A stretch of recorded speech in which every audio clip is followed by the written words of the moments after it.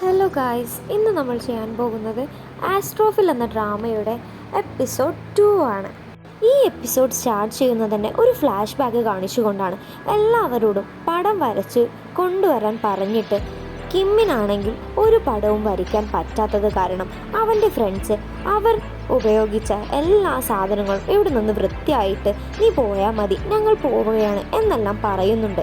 ഇതെല്ലാം കേട്ട കിം ആണെങ്കിൽ നിങ്ങൾ എങ്ങോട്ട് പോവുകയാണ് എന്ന് ചോദിക്കുമ്പോൾ ഭക്ഷണം കഴിക്കാൻ പോകുന്നതോ എന്ന് കേട്ട് ഞാനും വരട്ടെ എന്ന് പറയുമ്പോൾ നീ വരണ്ട, നിൻ്റെതെല്ലാം കഴിഞ്ഞിട്ട് വന്നാൽ മതി എന്നെല്ലാം പറയുന്നുണ്ട് അവർ.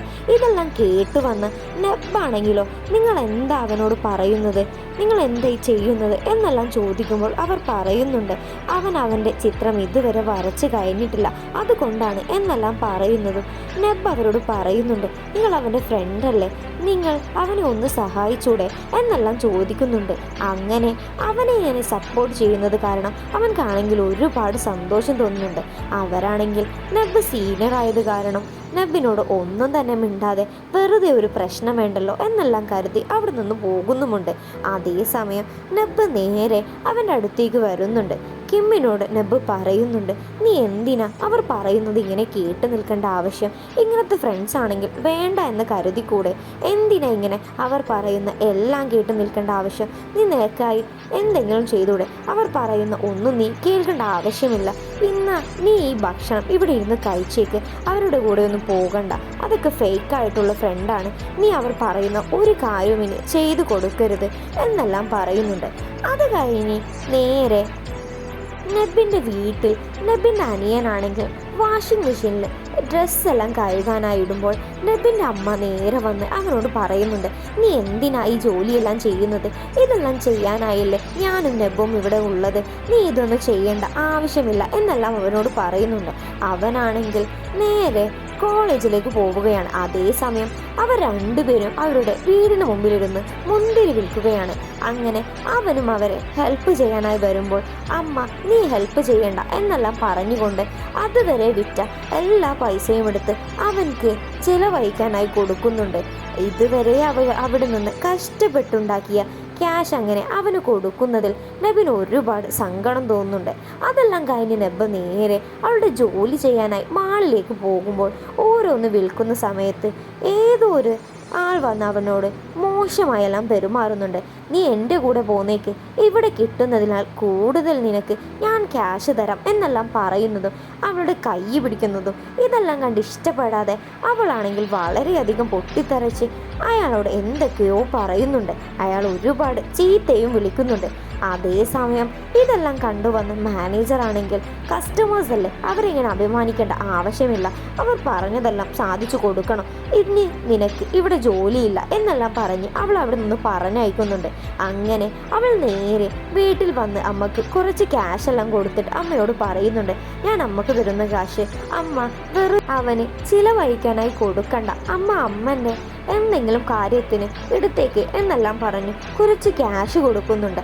എന്നിട്ട് അവൾ നേരെ അമ്മയോട് പറയുന്നുണ്ട് എനിക്ക് അവിടെയുള്ള ജോലി നഷ്ടമായിട്ടുണ്ട്, അവരെന്നോട് മോശമായി പെരുമാറി, എനിക്കത് ഇഷ്ടപ്പെട്ടില്ല, അത് കാരണം ഞാൻ അവരെ ചീത്ത പറഞ്ഞു, അത് കാരണം എനിക്ക് അവിടുത്തെ ജോലി നഷ്ടമായി എന്നെല്ലാം പറയുമ്പോൾ അമ്മ പറയുന്നുണ്ട് അവളോട് അത് കസ്റ്റമേഴ്സ് അല്ലേ, അവരെന്തെങ്കിലും ചെയ്താൽ അതിൻ്റെ ഇതിൽ നിന്ന് എടുത്താൽ പോരെ, നീ എന്തിനാ ഇങ്ങനെ പൊട്ടിത്തെറിക്കാനോ പോയി അവിടുത്തെ ജോലിയെല്ലാം നഷ്ടപ്പെടുത്തുന്നത്, എന്തിനാ അതിൻ്റെ ആവശ്യം എന്നെല്ലാം അമ്മ ചോദിക്കുന്നുണ്ട്.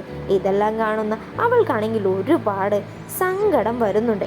അങ്ങനെ അവിടുന്ന് നേരെ പ്രസൻറ്റ് ടൈമിലേക്ക് വരുന്നു. അവിടെ അനിയൻ കുക്ക് ചെയ്ത ഭക്ഷണം മുഴുവനായി കഴിച്ചിരിക്കുന്ന നെബിനെ കാണിച്ചുകൊണ്ടാണ്. നെബ് പറയുന്നുണ്ട് വളരെയധികം ടേസ്റ്റ് ഉണ്ട്, ഈ പ്രാവശ്യത്തെ പാചക മത്സരത്തിൽ നീ തന്നെ വിജയിക്കും എന്നെല്ലാം പറയുന്നുണ്ട്. എന്നിട്ട് അവൾ കുറച്ച് ക്യാഷ് എല്ലാം കൊടുക്കുന്നുണ്ട്.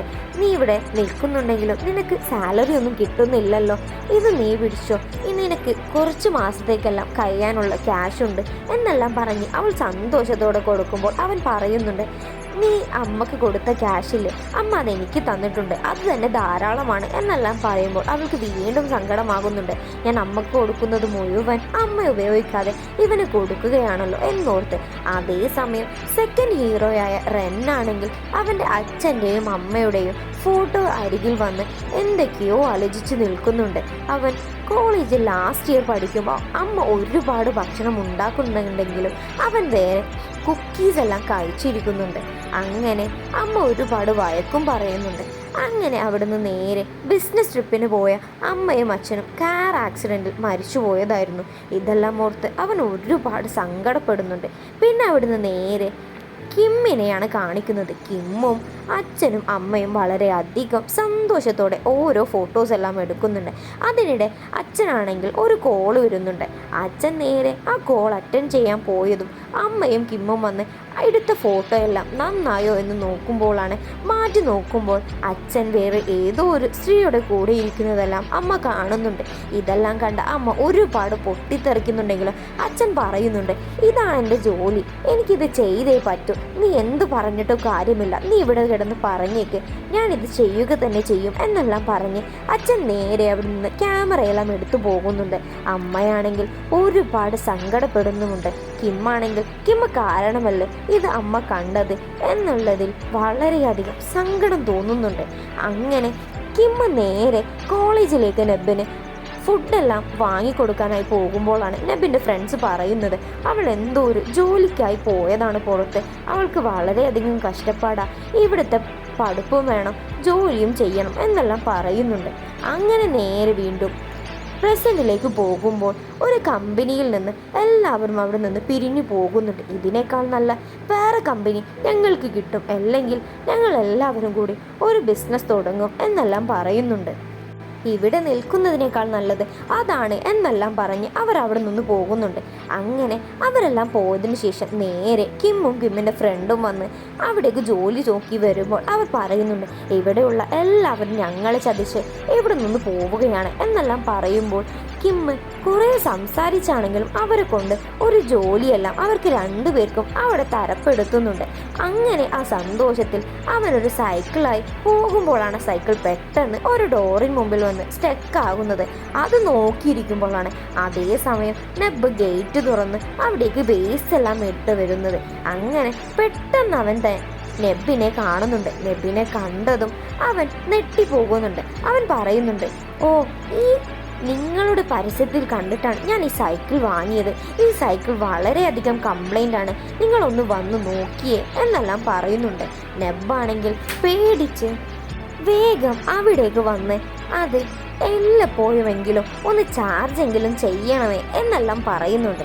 അതേസമയം ഇതെല്ലാം കേട്ട് നാണം കെട്ട് അവൻ വേഗം അവളോട് ബായെല്ലാം പറഞ്ഞ് അവിടെ നിന്ന് ആ സൈക്കിളും ഉരുട്ടി പോകുന്നുണ്ട്.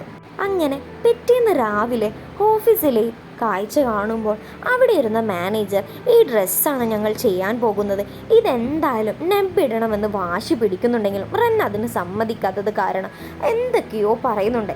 ഞാനാ മാനേജർ, ഞാനാ ഇവിടുത്തെ കാര്യമെല്ലാം നോക്കേണ്ടത് എന്നെല്ലാം പറയും. അങ്ങനെ ഇതെല്ലാം കേട്ട് ഒന്നും സഹിക്കാൻ പറ്റാതെ ആണെങ്കിലും റെന്നിന് അത് നെബിനെ കൊണ്ട് ചോദിക്കാനായി പോകുന്നുണ്ട്. കാരണം മാനേജറുടെ ഓർഡറായിരുന്നു. അങ്ങനെ നെബും അത് സമ്മതിക്കുന്നുണ്ട്. അങ്ങനെ അവരുടെ ഷൂട്ടിംഗ് സ്റ്റാർട്ടാകുന്നുണ്ട്. പക്ഷേ അവൾക്ക് നാണക്കേടായി അവളൊരു ടവലെല്ലാം പിരിച്ചിരുന്നു. നേരെ അത് ക്യാമറ ഓണായ ഷൂട്ടിങ്ങിൻ്റെ ടൈമിൽ തന്നെ ആ വീഡിയോയുടെ മുമ്പിൽ വെച്ച് ആ മാനേജർ അത് ഊരുന്നുണ്ട്. ഇതെല്ലാം കണ്ട് നേരെ അവൾക്ക് എന്തോ പോലെ ആകുന്നുണ്ട്. പക്ഷേ ഇതെല്ലാം കണ്ട് നേരെ ദേഷ്യം പിടിച്ച റെന്നാണെങ്കിൽ വന്ന് അവൾക്ക് നേരെ ടവലെല്ലാം ഇട്ട് കൊടുക്കുന്നുണ്ട്. റെൻ ചോദിക്കുന്നുണ്ടെങ്കിലും അയാൾ ഇവളുടേതല്ല, എല്ലാവർക്കും കാണാനായി ഉള്ളതല്ലേ എന്നെല്ലാം വളരെയധികം മോശമായ രീതിയിൽ എല്ലാവരോടുമായി പറയുന്നുണ്ട്. ഇതെല്ലാം കേട്ട് ദേഷ്യം പിടിച്ച് അവൾ അടിക്കാൻ വന്നതും റെന്ന് നേരെ പിടിച്ചു വെക്കുന്നുണ്ട്. ഇതെല്ലാം കേട്ട മാനേജറാണ്, നീ എന്തിനാ ഇങ്ങനെ ചൂടാകുന്നത്, നിൻ്റെതെല്ലാം ഞങ്ങൾക്കും ഉള്ളതല്ലേ എന്നെല്ലാം പറഞ്ഞ് വീണ്ടും മോശമായ രീതിയിൽ സംസാരിക്കുന്നുണ്ട്. അങ്ങനെ നേരെ നെബ് വീട്ടിലെത്തിയപ്പോൾ അവളുടെ ആ ഫോട്ടോ എല്ലാവരും കണ്ട് വളരെയധികം വൈറലായി. മോശപ്പെട്ട കമൻസ് എല്ലാം വരുന്നുണ്ട്.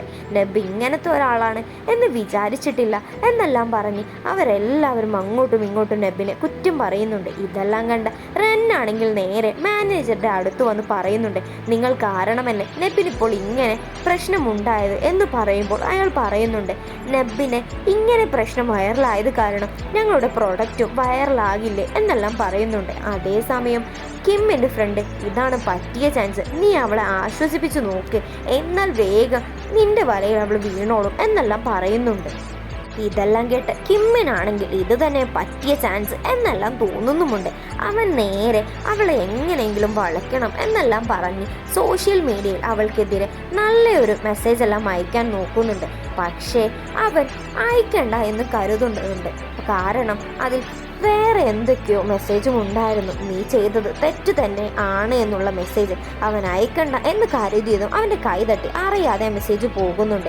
ഇതെല്ലാം കണ്ട നേരെ നെബാണെങ്കിൽ നിങ്ങളൊരു നല്ല ഒരാളാണെന്ന് നിങ്ങളുടെ ഇൻസ്റ്റയിലൊക്കെ കണ്ടപ്പോൾ ഞാൻ വിചാരിച്ചിരുന്നു. പക്ഷെ നിങ്ങളും എല്ലാവരെ പോലെ മോശപ്പെട്ട ആളാണ് എന്നെല്ലാം പറഞ്ഞ് ഒരുപാട് അവളുടെ ഉള്ളിലുള്ള എല്ലാവരോടുമായുള്ള ദേഷ്യം അവനോടായി തീർക്കുന്നുണ്ട്. ഈ മെസ്സേജ് എല്ലാം കണ്ടിട്ടും അവൻ ഒന്നും തന്നെ റിപ്ലൈ കൊടുക്കുന്നില്ല. അവനാണെങ്കിൽ എന്താണ് ചെയ്യേണ്ടത് എന്നുകൂടി അറിയാതെ നിൽക്കുന്ന അതേ സമയത്ത് നേരെ നെബ് അവനെ കോൾ ചെയ്യുന്നുണ്ട്. അവനാണെങ്കിൽ എടുക്കണ്ട എന്ന് വിചാരിക്കുന്നതും അറിയാതെ തന്നെ ആ കോൾ എടുത്തു പോകുന്നുണ്ട്.